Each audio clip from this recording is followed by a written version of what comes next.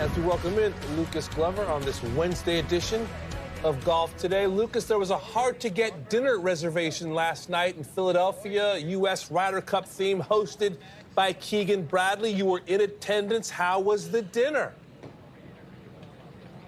It was great. Food was amazing. Happy to be there, obviously. Yeah, it was good.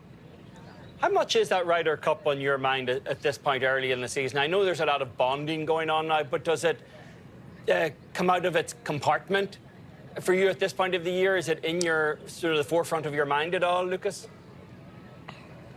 Yeah, I think with the beginning of the season I had and the way I played, yeah, I jumped up there pretty quick and was getting some chatter about it, and then had some time off and 2 poor weeks, and now I haven't. And then being there last night kind of got the juices going again a little bit, and been working hard on my game, and that's a goal. So yeah, it's always in the mind a little bit.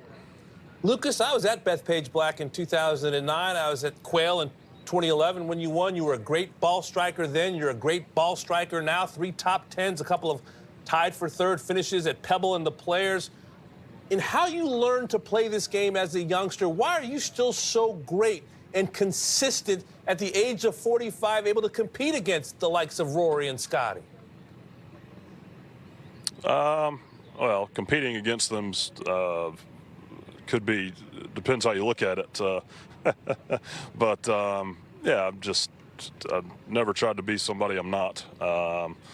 You know, never tried to change too much. Always been very pleased with the way I've hit it, and the putting woes are well documented, and feel like I got a lot of that behind me. So it's been fun again to actually go to the golf course, not afraid to play, and not afraid to putt, and not afraid to make a fool of myself. I do that enough on my own. I don't need my putter to help me. So, but no, it's been a nice resurrection the last couple years for my career, I would say. You have a signature event happening this week in Philadelphia, Lucas. Do you have any concerns about the scheduling of signatures? Because we had one the week after the Masters. We have one the week before the PGA. We have another one the week right after the U.S. Open. Does that kind of cadence bother you at all in terms of how you like to prepare for major championships?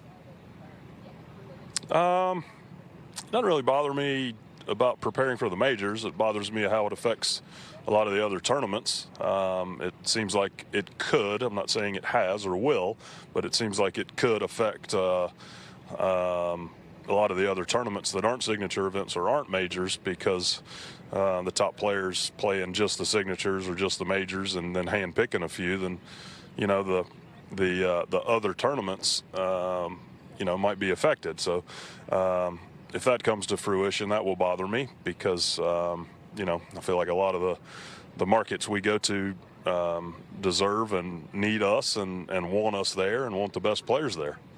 Well, Eric Van Rooyen has joined the course of players who have said they don't really love the signature events in terms of the small number of players in the field. He likes north of 100. You've voiced a similar sentiment as well. Are you guys outliers, or do you feel like you have company and that there are a lot of PGA Tour players who would like to see less signature events in deeper fields on the PGA Tour?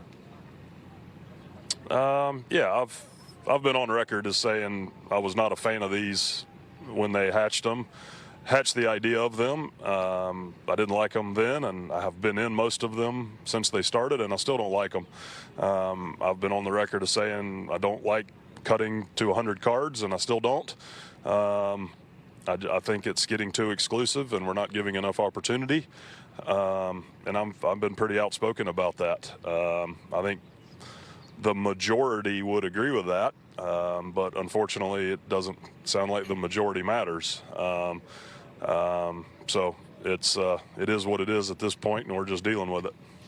Another subject that gets a little sparks flying in the locker room, Lucas, is slow play, and they currently have this rangefinder experiment going on tour. It's already cost one guy an accidental penalty. He called on himself last week, Davis Riley. Wouldn't it be easier for the tour to just target the slowest players? Because you guys know who they are. You're out there every week. You see the same guys cause issues all the time. Yeah, I've been saying that since they hatched this plan of lowering the field sizes and all the things because of pace of play. And it doesn't have to do with the number of players. It has to do with the player or players. golfers are just slower, and I'm slower because I have to be. But yeah, overall, it's a slower model, or a slower game. It's a slower generation. I mean, and you watch college golf on television or go to an event, and you see why. It's painful. And now with as much money as they're throwing at us, it doesn't really matter if you get fined. So hopefully they'll figure this out. But in my opinion, it's a year and a half too late. Why didn't we start doing these things 6, 7, 8 months ago, 2 years ago, when we knew this was going to be a problem, instead of just all of a sudden cutting fields or cutting cards? But like I said, a lot of us don't agree with it, but we're dealing with it.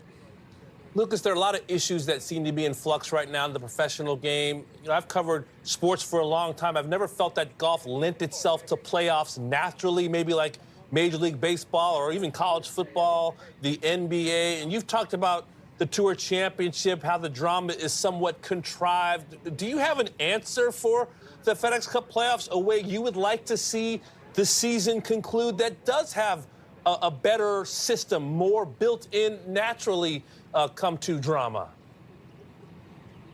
No, and I don't, and I'm a little upset at myself that I've voiced my frustrations with that without a solution, because I've always felt if you have a complaint, you need to offer a solution, and I don't necessarily have one. Something that's come to mind is maybe reward the regular season with half the bonus purse and then have a playoff for the rest of it or something. I don't have an answer, but what we were doing wasn't working, obviously.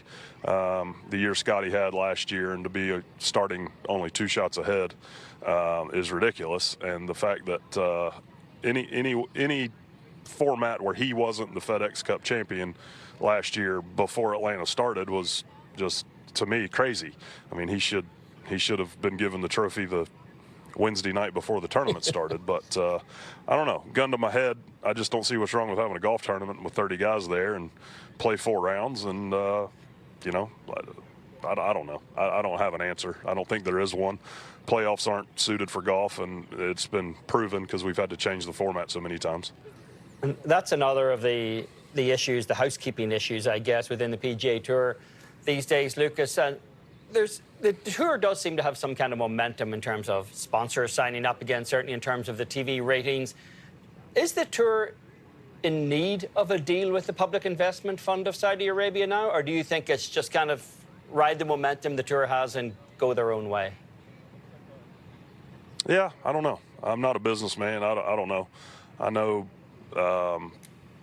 tournament golf on the PGA Tour, and that's about my expertise, to be fair. But from the people I've talked to that do understand business and the people I've talked to that do understand money, this isn't sustainable.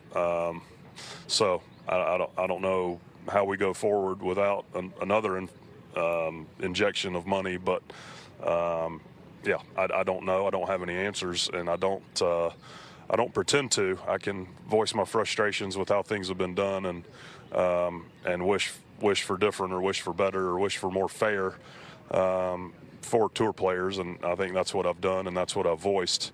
But I don't know the business side of it enough to know, but I do know that these purses we're playing for aren't sustainable.